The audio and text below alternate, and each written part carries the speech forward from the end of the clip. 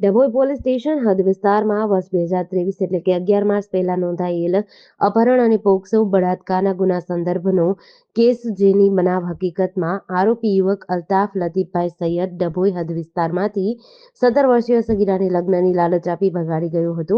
આ બનાવ યુવકના પિતા લતીફભાઈ અબ્દુલ રહેમાન સૈયદ અને યુવકનો ભાઈ સરફરાઝ લતીફભાઈ સૈયદ નાઓ દ્વારા આરોપીનો ગુનો કરવામાં મદદ કરી હોય. ત્રણેય આરોપીઓ સામે Dabhoi additional district and sessions કોર્ટમાં જજ એચ.જી. વાઘેલાનાઓ સમક્ષ કેસ ચાલતા સરકારી વકીલ એચ.બી. ચૌહાણની દલીલો અને પુરાવાના આધારે ત્રણેય આરોપીઓને કોર્ટે 20 વર્ષની સજા અને 33,000 દંડ ભરવા હુકમ કર્યો હતો.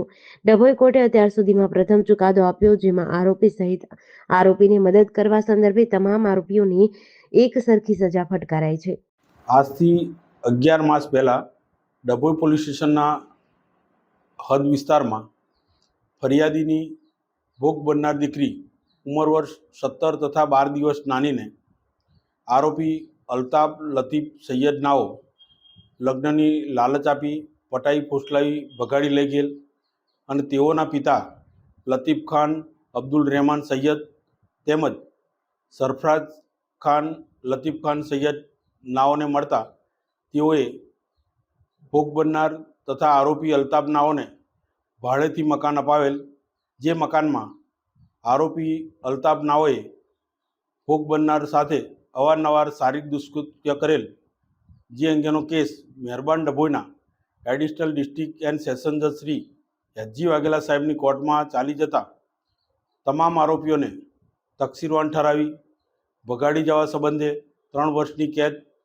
તેમજ ₹3,000 દંડ તેમજ અપહરણ કરવા બદલ 5 વર્ષની કેદ તેમજ 5,000 દંડ તેમજ ભોગ બનનાર સગીર બાળા ઉપર અવારનવાર બળાત્કાર કરવા સંબંધે 20 વર્ષની કેદ તેમજ ₹25,000 દંડ ભરવાનો હુકમ કરેલ છે.